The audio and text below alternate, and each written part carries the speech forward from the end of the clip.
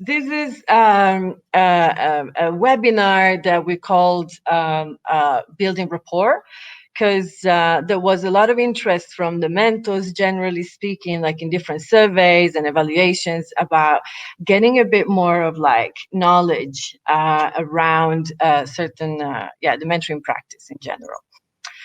So then this is the purpose of the webinar. Continue to develop your knowledge and skill. And so really the attention with the webinars is around, the underpinning knowledge and theory that informs your practice. And we would like to draw the attention to some tools that we already have. So get to know a bit better tools we already have. And then maybe get some other tools from Julie.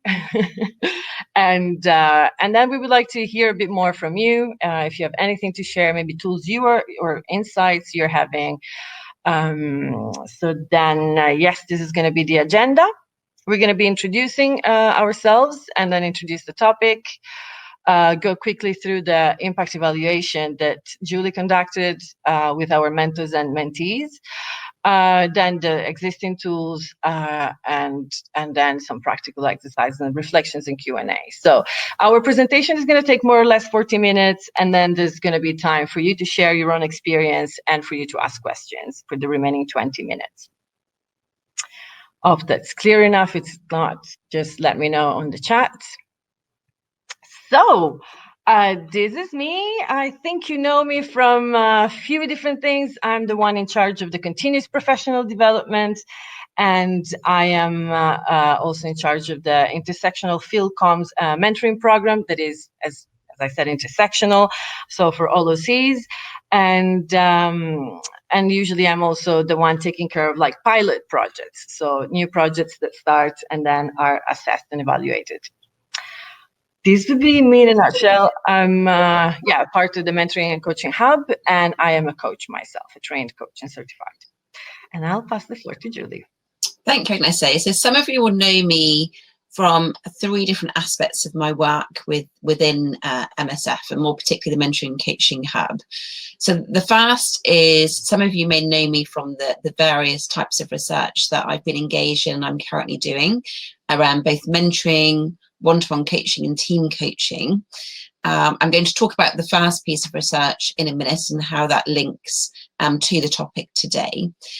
I've also done a lot of CPD work previously, both outside of MSF and within MSF, and I ran a workshop with Agnese and the team last December in Oslo. Some of you might have been there. And more broadly, I lead on accreditation for the European Mentoring Coaching Council, in particular ISMCP, which is program accreditation, a new accreditation which is for program managers, so those that manage mentoring coaching programs. And I worked with the Mentoring Coaching Hub, first of all, back in 2016, where we worked together to accredit the mentoring program. So you will have seen probably a lot of the if not all of the Mentoring and Coaching Hub team, at the bottom of their email address, you'll see gold, EMCC, ISMCP, and that's the gold standard for the mentoring program. So I supported back in 2016, and the accreditation was awarded in 2017. So yes, you might know me through that, or my external role where I work with different organisations in the field of mentoring coaching, and I'm a mentor and coach myself, as Agnese is. Now, in relation to the research that I mentioned and the relationship with the topic, some of you will know that we started the Mentoring Impact Evaluation Project back in 2017. And we spent 2 years working on this project, where we looked specifically at what is the impact of mentoring in the field, but specifically from a mentee perspective, the mentor perspective, and more broadly within MSF. So you'll see on the left-hand side of the slide, we had 2 key research objectives. Now, the first research objective was, as I mentioned, to evaluate from the 3 different lenses the impact of mentoring. And the second was to look at whether the mentoring program was actually delivering its objectives. Now, there was a wealth of research in terms of interview transcripts, survey analysis, visual metaphor that mentee mentors provided. And as with any research, there was a lot of recommendations that came out of that research around some of the needs of mentees, mentors, and MSF more broadly. And a couple of those recommendations we can see that's highlighted in the slide. So both recommendations on the right-hand side, both for mentees and mentors, were actually around the continuing professional development offer within the Mentoring and Coaching Hub, and ensuring that we're continuing to offer CPD on an ongoing basis that covers a variety of topics. And one of those topics was actually around how do we continue to build an effective, successful mentoring relationship. And one of the key aspects to that is actually around building rapport. So you'll see that this is the first in a series of webinars that are focusing on, as Agnese said, particular aspects of the mentoring relationship that are building your knowledge, your expertise, reminding you of what we already know to support this particular aspect. So very much embedded in the research, but really addressing a request to ensure that we provide this ongoing CPD to support successful mentoring relationships in the field or wherever they may be within the MSF or outside the MSF environment. Now, if we think about rapport, and just going on to the next slide, as to why it's important. So all of the external research and our internal research actually suggests that there are two aspects that are crucially important to successful relationships. So one is around the building rapport, both at the beginning of the relationship, so that initial connection, we'll talk more about that shortly, and then actually establishing the purpose of the relationship, which is actually about establishing direction and movement in the relationship and that learning that happens in the relationship. So when we ask people around, what is it that makes a successful mentoring relationship, often and most frequently, people will talk about these two particular aspects. So both the building rapport and that initial connection, and then the purpose of the relationship and setting direction. So a couple of areas that we're going to talk about a bit later on in the webinar is actually around personal values, understanding each other's personal values and creating the right physical environment. And we know from the research that both understanding and appreciating each other's values and heritage, culture, and creating the right physical environment are both critical within defining and creating a successful relationship. Now, people often say, well, what is it that are the characteristics of rapport? What do we mean by rapport? Often when people talk about rapport, they mean chemistry, but it is around that connection.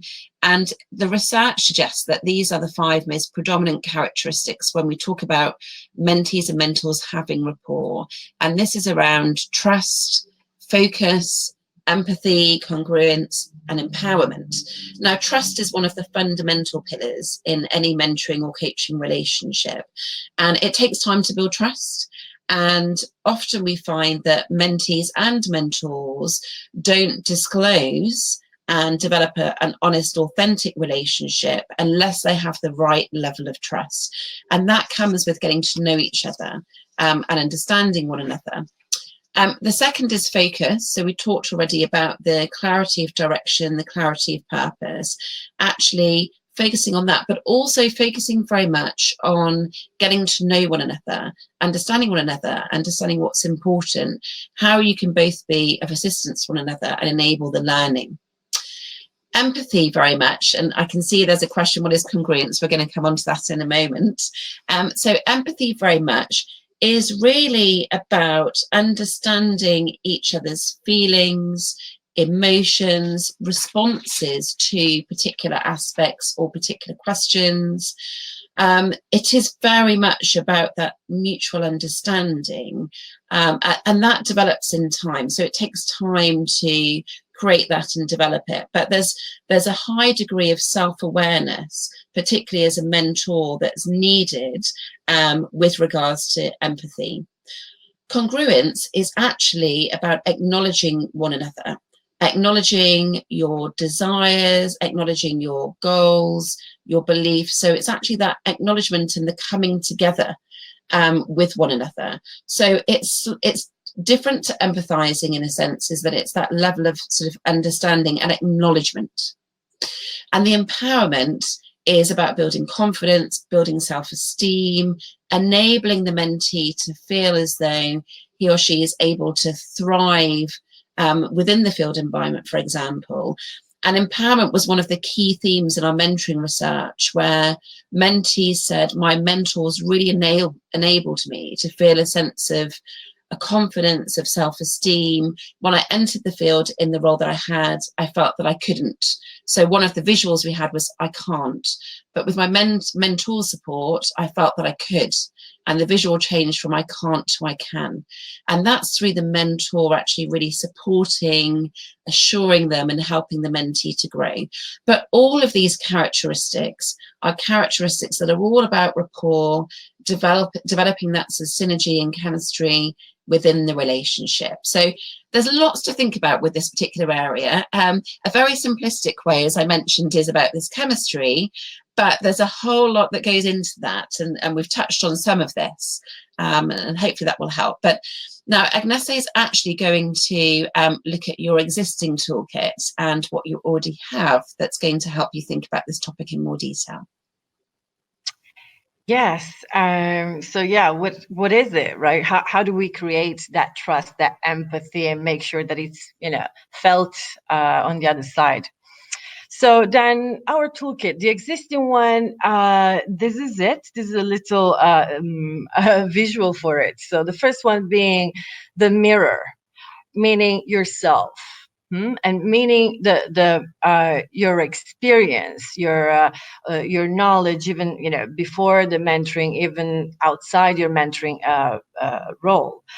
Then there's the code of conduct, that is really the ethical compass that helps you navigate through the relationship and kind of get really into the shoes of the mentor.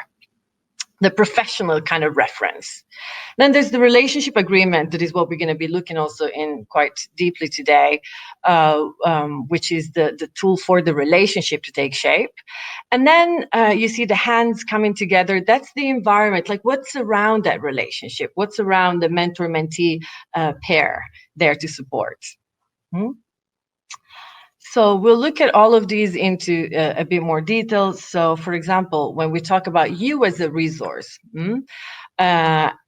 what we want you to focus on is, for example, your knowledge that is not just there to, for example, give advice or provide solution, your experience, right? It's not just there to kind of pave the way to solutions for the mentee, but it's also there to help them understand their experience and put it into context.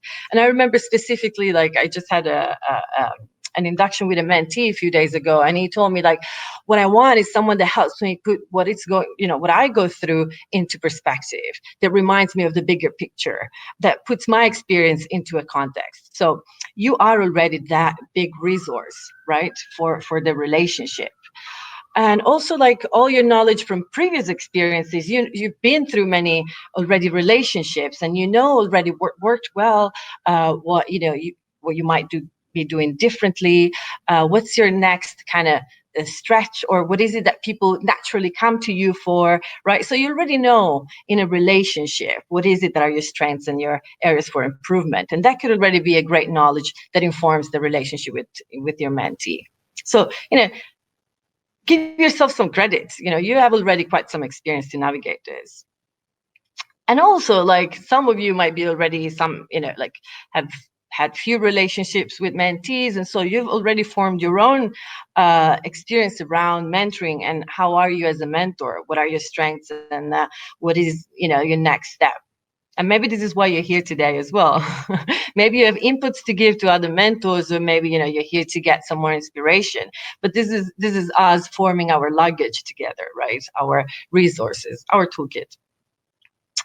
So really, I guess this is about, let's remember that there's a lot, like there's the mentee already with all his knowledge, there's the mentor with all his knowledge or her knowledge, and let's use that. Let's remember to give it value.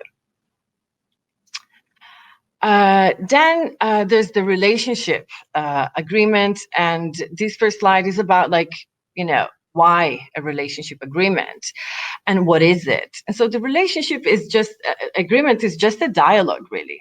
It's a dialogue that helps us design what we want to achieve together and how we're going to be achieving it together in this relationship. So it's like, it's a relationship that has a clear intention. Sometimes you have relationships that last for, years, and you never really sat there and said, okay, what is it that we want from this relationship? What are our intentions? And so with mentoring, you have that, advantage to sit together and design exactly what to expect from one another, what are the goals of the relationship, and what kind of atmosphere you want to have in there. So you'll clarify expectations to one another. And the most important thing, maybe if there's one thing I want you to remember about this, is the fact that you have a moment in which you're going to set the agreement in place. But to keep it alive is really the best. It's really the key to this.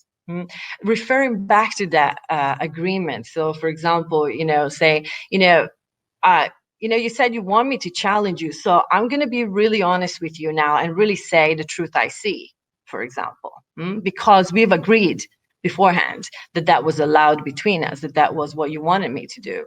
Or, we said that we would give each other feedback. So here I am, I'm giving you feedback, and so on. So, and if something is not working for you, then, to kind of stop and say, look, maybe we should review that agreement that we made at the beginning now that we know so much more. All right. So then, yes, these are the three kind of elements that we've wanted to kind of point it out for you.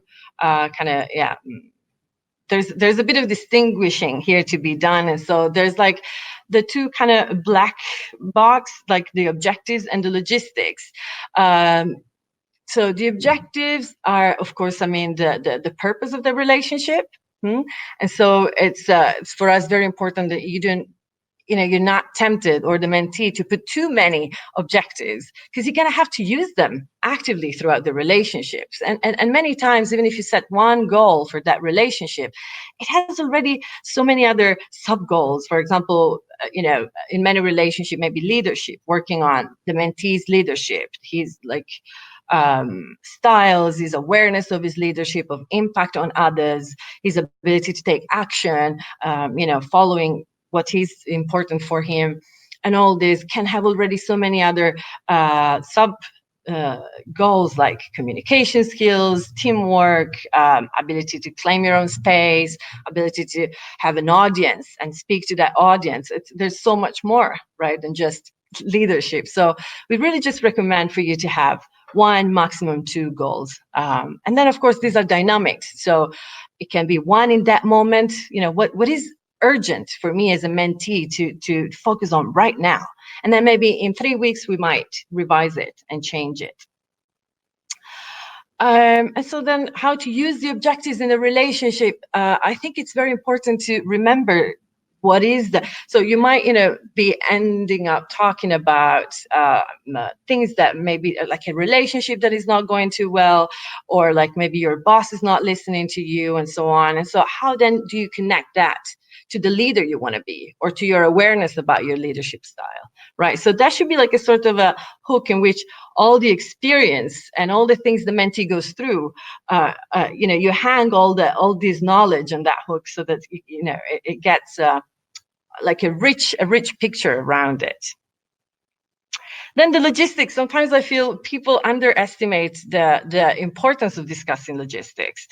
And maybe what I want you to think about here is that logistics is the container, is you shaping that container together.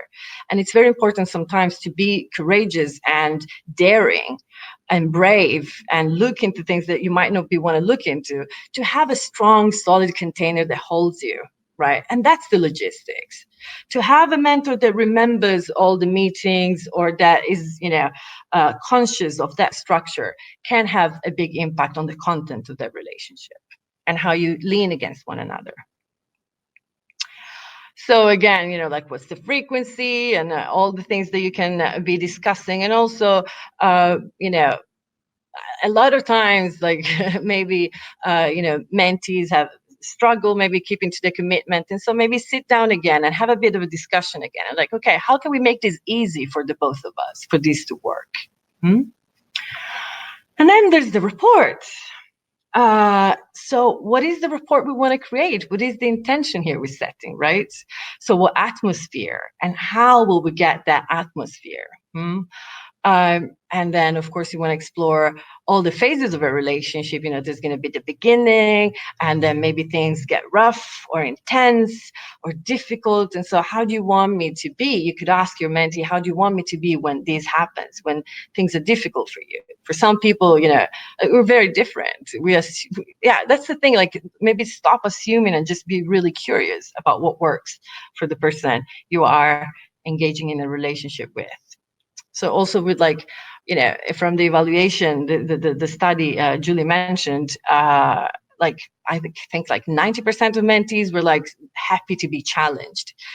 And yet I bet like each and every one of them had a different idea what being challenged and how they wanted to be challenged, what it means, right? So take some time to say, okay, what is challenging you? And how do you want me to challenge you?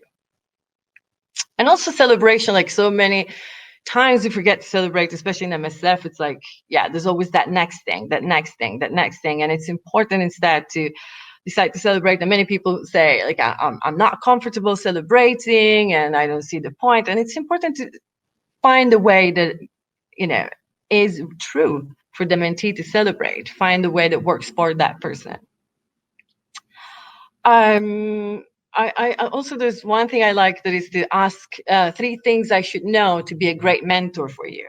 These are just suggestions, and just meant for you to see if that inspires you. But like, I think it's important also to ask them to really crystallize what is the essence of the support you're expecting from me, and how does that turn into characteristics you're expecting from me. Then, of course, you're going to go through the feedback, how frequently are we going to give each other feedback, accountability. If you agree that, the mentee is going to do an exercise in between sessions and then is not doing it, what mentor do you want to be? How do you want to support his growth in that moment? How accountable do you want to be, and what happens if he hasn't done it, and so on. And then there's confidentiality, that is really like, I would say, one of like the founding stones of this. Without confidentiality, like none of this can happen, right? And still, I have a lot of mentees asking me, but really, is it really confidential? Like seriously, like they it's very difficult for them at the beginning to really trust that in the organization, people are not going to be talking outside of that relationship. And so there's really like a vulnerability there that we need to be aware of and take care of and address very openly and transparently. And also, I think what helps here is for the mentor to show his vulnerability as well, and say, maybe sometimes, to provide you with the best support I can, I'm going to have to be asking for help. So could I breach our confidentiality, for example, to ask support to another mentor? Maybe, not saying who I'm mentoring, but like, could I reach out to the mentoring program manager or so on? So it's very important also that as a mentor, if you need something, you make sure that you ask for permission, but that you do, make clear and obvious that need you have. So we went straight into, the mutual agreement and how we build reports and at the beginning of the relationship. But there's even a step like prior to that, even before the relationship starts, there's a meeting that is, sometimes we call it the chemistry meeting. It's like the first contact, or, and so that's also extremely important. And it could be really giving as well. There's a lot of information you can get from a first meeting with someone. Even though relationships do take time to evolve and to develop, and trust and things like that, definitely. Here's you're looking for like setting the tone of that relationship. How is it that you want to be with one another, and what type of space you want to create with one another. So we're suggesting here, again, a little structure, but I mean, it's really up to you how you want to have that first contact, that first meeting. And I think it's important also to take some time before the meeting starts to prepare a bit, to center yourself a bit and say, okay, what do I want to bring? And what is the tone I want to set in this relationship? How do I want to meet this person? And you could ask things like, what 10 things do you feel I should know about you? And like questions like that really aim at knowing the values of the mentee that you have in front of you in that moment. So it's, of course, like you can ask a lot of questions about, family or education or previous experience or whatnot. But also, like, I think what's really creates a connection between two people more than anything is discussing the values. What is important for that person? What is the most important thing in your life for you, right? And then, of course, maybe also do a bit of kind of sort of training of the mentee. So ask, like, what is your experience with mentoring? Like, what do you know about mentoring? And if there's anything that you feel is really missing, to clarify that, to add it. And then be very open to also be asked things about you. And you decide, what you're comfortable with and what is it that you want to, how you want to open up. But yes, definitely there's an openness that goes both ways. And then there's the feedback bit, right? And I think in the feedback, it's super important that we say how it went, and not just maybe great, it went great, but to say what we liked and why we would like to work with this person and engage in a relationship that might last 6 months, 9 months, 12 months. And we know many times even it continues informally. So yeah, what like the person opened up, so you might want to, let them know what you really see of them and what you appreciate. And of course, it can also not work. That's also a case. And so even in that case, just be transparent about it and say, I don't know if this is working. What do you think?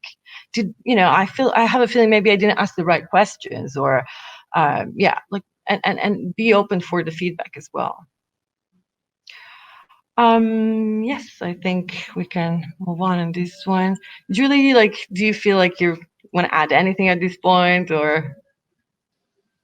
Yeah, no, I think it's what I thinking about planning that first contact, to that first meeting. What is it that you want to focus on? What is it that you want to learn about? And what is it that you want to give to?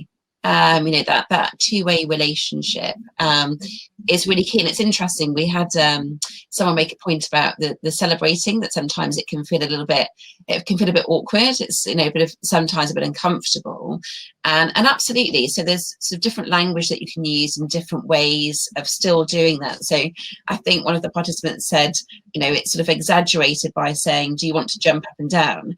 And that's great, because that's a very visual, physical thing, isn't it, of the sort of jumping up and down.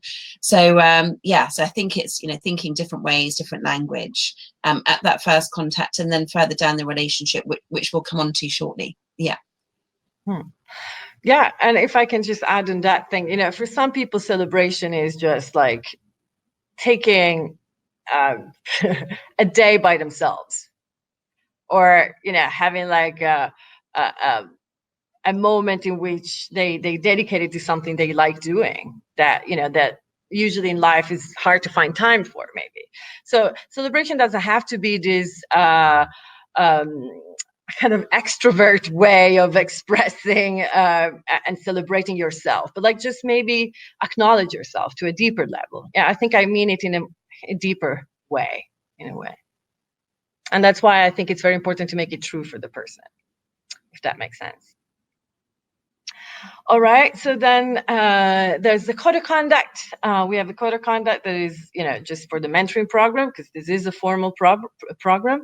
And I think what's important here is that, especially in MSF, when people tell us how to behave, like we get really kind of itchy. But I think the way I look at this is really the opposite. It's like it's a grounding. It's like it's grounding my profession. It's telling me, as a mentor, what am I supposed to, in what framework am I supposed to operate? So it's more like a center from which then, your style emanates, your personality takes life. I think that the great service this does to the relationship, to both mentor and mentee, is that it clarifies roles and it provides a safety. Because I feel sometimes, the relationship is kind of in its own bubble, but it's important to be reminded of the fact that we're part of a bigger program and processes, and even of a profession that is spread worldwide, right? So we're actors in a bigger, a environment. And so here's where we have this, ethical compass that can help us navigate certain situations that might be difficult. Or simply clarify. Like, for example, there's a point in the code of conduct that says about the mentee. The mentee is responsible to manage his/her own learning, identify and achieve the goals using the mentor as a support for this learning. And for the mentor, it says, it is the primary responsibility of the mentor to provide support to the mentee in their personal development. Right. So it's clarifying the fact that the responsibility of the learning lies with the mentee, and with the mentor is the responsibility to provide support. And I find this very interesting because many mentors are really invested, and they really get they get a sense of responsibility that might go beyond what is prescribed for that role and what is intended for their role. And I think it's important to remember that we're providing a support, but in the end, the learning is in the hands of the mentee. But then again, like, if a mentee is not showing up, and we're there to provide support, what is support? Is that saying, well, it's not showing up, the responsibilities is I'm off, like I'll just stop there? Or is it to really kind of take it a level deeper and go like, okay, what's happening in your life, and how can I provide support to you in this moment? So having that conversation and kind of reflect back what you see to the mentee. So yeah, in that sense, I think it's a very helpful structure. Yes.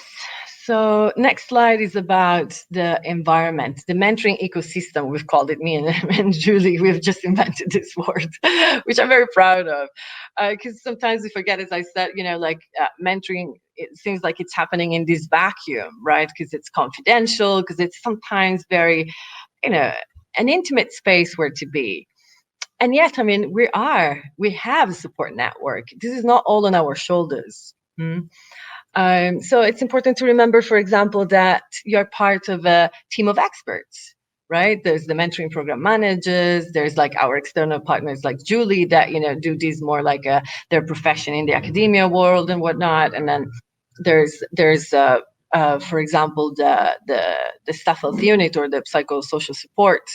These are people you can call and, for example, ask things about the health of your mentee. So if you see signs of burnout or things like that, this is not, again, on your shoulder. You can call, you can reach out and say, look, I'm in this situation, I'm a mentor, I see this.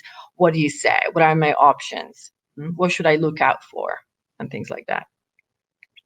And then there's, of course, the community of practice, which is your fellow mentors. You're part of a tribe as a mentor. You're part of people that are going through the same experience and that are gaining experience as they go along and might want to feed it back into the knowledge of the group, right? So that's the idea of having a group and kind of gain from everyone's experience. So there's a lot of support, actually. And I think here the question is, how much are you using that support? Like, as a mentoring program manager, we receive very little calls for support. And it's maybe just towards maybe the end of a relationship that we hear, I don't know if I really got...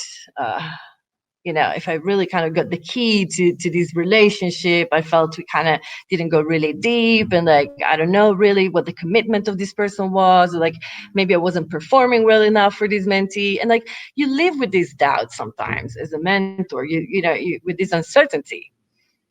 And my recommendation to you is like, reach out.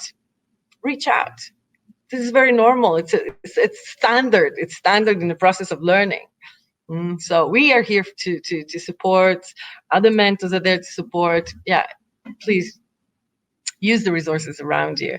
And I think it's a very nice example you give to the mentee, right? Like, to reach out. Sometimes also mentees have the hardest time to reach out to the support networks they have around them. So please do embody that for them as well. Right, and this is where I stop talking and Julie comes back in and she's going to take us into exploring more tools. Thank you, Agnese. So, yeah, this small section is around adding and layering to your toolkit. Now, you'll see when we share the slides, and they'll go online or we'll email them if you prefer. The last two slides, there's a list of resources. So you've got some articles, there's some core textbooks. So the exercises that we're going to talk about now, they're actually in the references that we refer to at the end of the slide. So if you want more detail about the exercises, you can read them in the core text, which is referenced. So don't worry. And also at the bottom of the slides, we've got various notes as well. So you can't see the notes at the moment, but when you look at the slides or you receive the slides, you'll see there's various notes with the detail around what we're talking about. So you can have a look at that too. So don't worry if there's not very much content on the slide itself, but there's some more detail below, and you can look at these exercises in the last two slides that we've got. So the first one is an exercise that is referred to as the conversation ladder. Now, we know that one of the core techniques in mentoring is the art of questioning and the art of listening. So questioning and listening. And the conversation ladder is around using questions in an effective way to get to know the mentee, to understand the mentee, and to develop all of those characteristics, those 5 characteristics that we looked at earlier on in the presentation.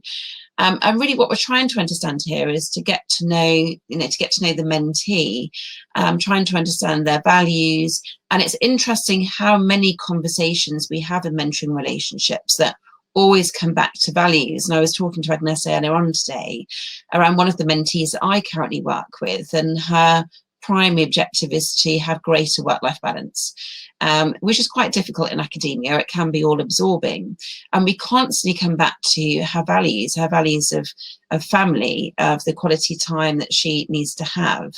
But to get to that, we did a lot of work around her home life, her current family life, her work, her education, her sort of strengths, where she could see there were opportunities to develop further, really focusing on her confidence and self-esteem, some of the challenges and the difficulties that she's experienced. So in the conversation ladder, when we're using questioning techniques, we're really trying to peel back the layers of the individual and really get to know them, but also, revealing some of yourself as well. So, sharing some of yourself, and that disclosure and authenticity that we talked about earlier on in the presentation.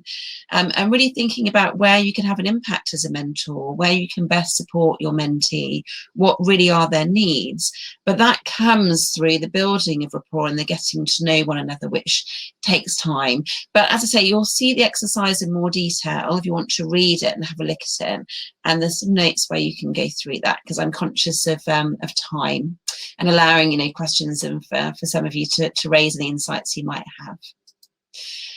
Now, the next exercise is actually an exercise of getting to know one another, but actually using image or metaphor. Now, I use this a lot in training sessions that I have with both mentors, mentees, coaches and coachees, actually. And with this exercise, it's kind of layering and building on the previous one, the conversation ladder, which is using questioning techniques. But this one is actually using a different skill, and it can be very playful, it can be very fun. This is always one of the most popular exercises we do when we have our 1-day or 2-day training sessions with mentors and mentees. And essentially, the mentor will ask the mentee to talk about themselves, something that they're passionate about, or the things that they're passionate about, they really care about. And the mentor will then draw an image or a metaphor of what they hear, what do they see, what comes to mind when they hear the words and the language, and perhaps the passion that exudes from the mentee. And this isn't a test of drawing skills, by the way, so no one does that. You should see my drawing. But it really is, very fun, and it always has really great feedback. And Agnese made another suggestion, which was around a song. What song might you hear when your mentee, talks about what they feel most passionate about? And it's a way of really opening up to one another. And you can reverse the exercise, so you do the same and the mentee does the same. And it's doing something different and being creative, and to some extent of challenging ourselves, and being open to using different ideas and different techniques in the mentoring relationship.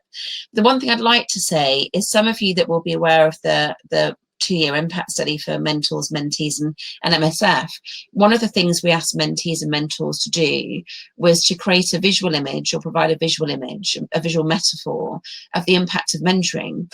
And you'll see a lot of those visual metaphors in the short report. If you haven't got a copy, we can send you the link for that.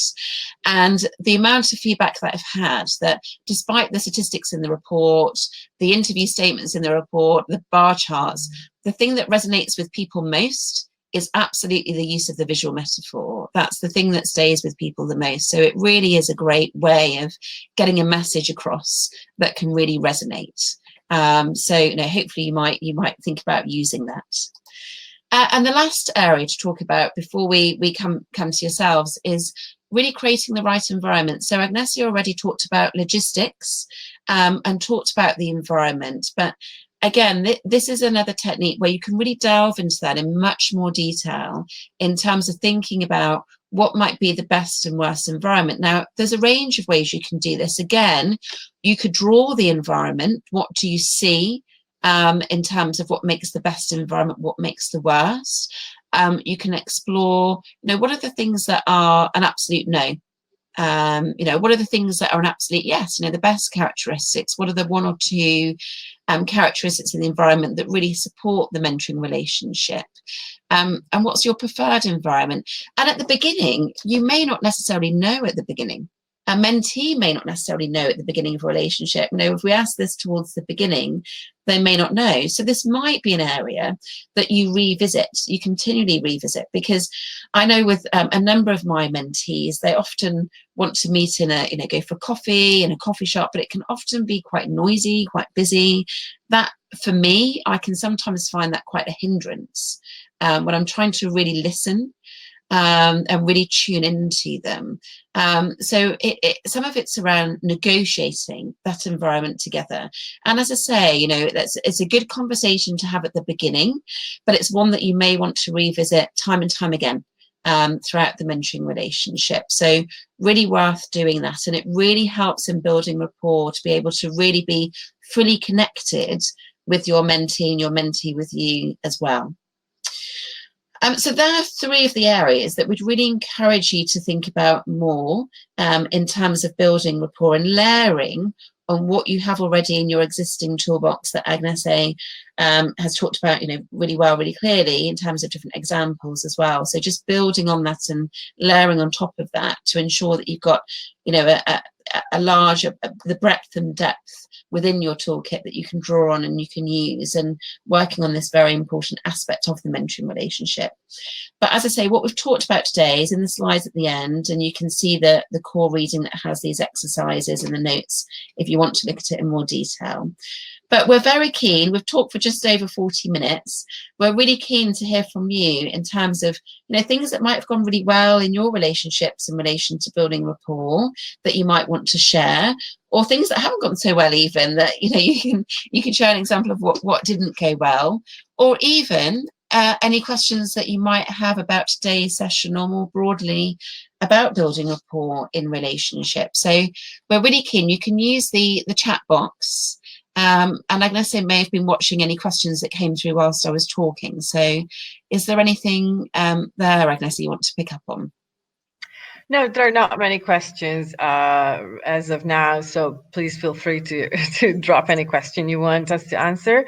And I also would like to know just generally how you use the tools we already have, and if you do really keep, for example, the mutual agreement alive, if you really do give that a lot of time, and how does it pay back throughout the relationship, things like that. So just, if you want to share. Yeah. All right. There's a question about the mental supervision group. Yeah. So there's the continuous professional development that kicked off this year is made of different components, and for the time being, 3 of them are online, and then there's the one in person that is the coaching approach to mentoring. For those online, we've focused on a more like theoretical input, that is the webinar series, the one we're doing right now. And then there's, for example, the mentoring cafe, which is like a 1 hour hour every month to go and just connect with mentors and discuss different issues and different topics. But the group that meets is always different. You don't have to commit. You can just go 1 hour, 1 month in a whole year, or follow, every month the meeting. And so in that, group supervision is different. So group supervision is a closed group of mentors that decide to embark on a path together. And so there's, if for someone maybe, I don't know, it's familiar, the term action learning sets. So you kind of go in and there's a facilitator and you meet every 6 weeks, and every person in the group has more or less a 15 minutes space to share a dilemma or something they're struggling with or something they want to share. And they design how the other members of the group are going to respond to that. Sometimes, the person just wants the others to listen, or sometimes you want to hear how the other people are, have coped with the same situation, or reflections, whatnot. So that is more or less the group supervision. We've started with 2. Groups are small, of like 4 or 5 people. We had put a maximum of 6, and in 6 months time, we're going to start with some more after we have evaluated how this went. So, any other questions? Let me check.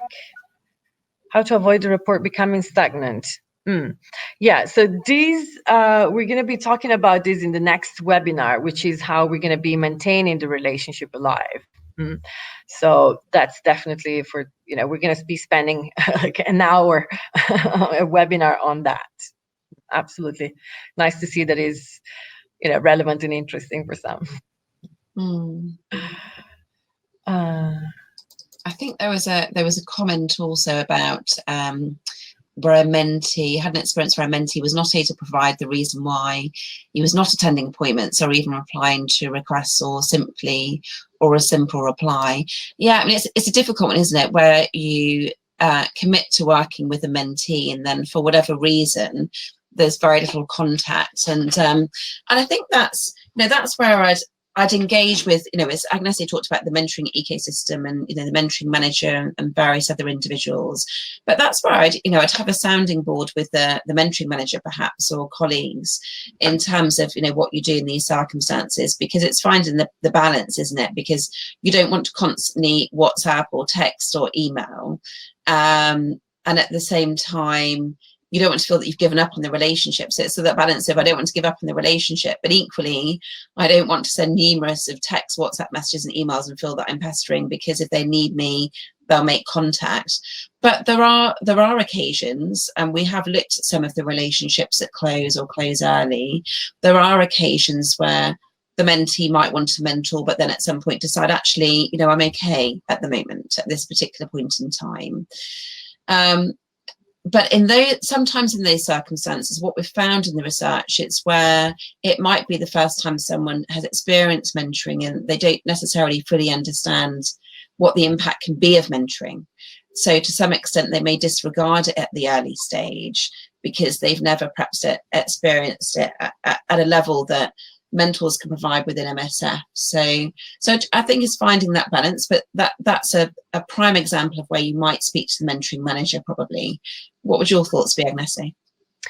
Oh, yeah, it was a very interesting message, because I think it touches on many things that I feel strongly about. And the first one is closing a relationship when it's, not relevant anymore. And so I'm very happy to hear that the person here really took action. And I think that's probably the most important thing. It's like, don't let things just hang in there, and not face them, not call them what they are. And so I'm very happy to hear that the mentor there really kind of, took that conversation and kind of took that stand of saying, okay, then we close it, and that's totally fine.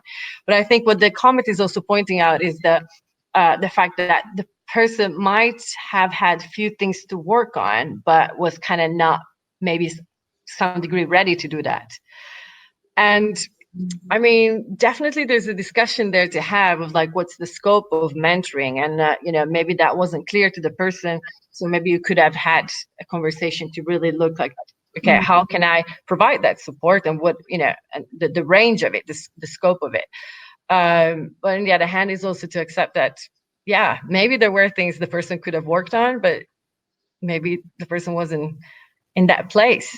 It wasn't, and it has to be relevant. There has to be that sense of urgency. There has to be that push that makes you want to go for it. Otherwise, it gets really difficult. So I would say that key motivation has to be there. And so a good catch to see that it wasn't there and close the relationship. Yeah, fully agree. Any other observations or anything you'd like to share, or questions that you may have?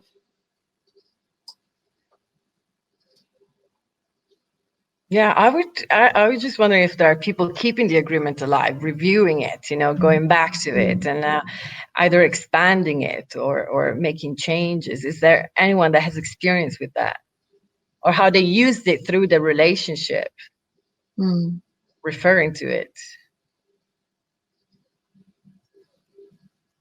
Doesn't look like it.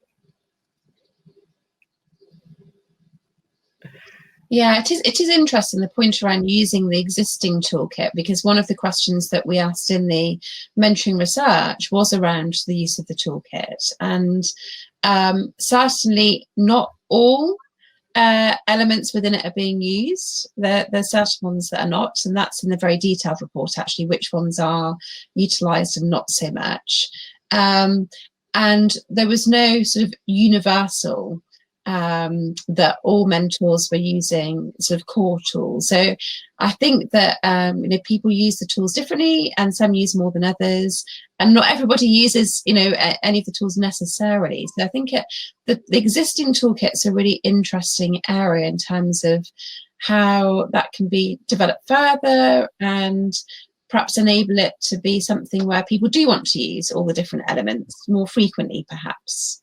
So I think that's something in the future to revisit, perhaps. Yeah. I was also reading the last comment we got about metaphors, and yes, I agree. It's an entry point for sure for deepening the conversation, because I feel sometimes we rely so much on words, and things are not formed in our body, with words. Like, they come as feelings, they come as images, and so to speak directly to that, I think it really deepens, right away the conversation. And I also want to say that the metaphors doesn't have to come necessarily from you. You can ask when you see that the mentor is touching something that is kind of, maybe struggling a bit, or like, you can ask, what's a metaphor for that? So that, the person is not stuck in trying to explain what he's feeling or what's happening. You could have a metaphor. You're providing, a different channel for them to share what's happening and get in contact with that for themselves. Yeah, great point. So we're just about at the end of the webinar. We've got a couple of minutes left. It might just be worth just sharing with you some of the core text resources. The techniques that we've talked about today and the use of the conversation ladder are actually in one of the core textbooks here, Techniques for Coaching and Mentoring. It's full of techniques all around the different stages and phases of the mentoring relationship. So you can see that there, and there's also some additional reading here at the last slide, which you can have a look at as well. And for me, a huge thank you for inviting me to come along and to help support this. I'm going to hand over to Agnese for final closing. Yes, I'm very happy to see you here, and please do let us know if this is the support you want to have from us, and if this is relevant to your practice as a mentor. And we're going to be having the next two webinars. So if you want for us to know something before we go on with those two that you want to make sure that we include, please do so. We're very open to contribution and to feedback. And yes, thank you very much. Thank you, everybody. Bye-bye.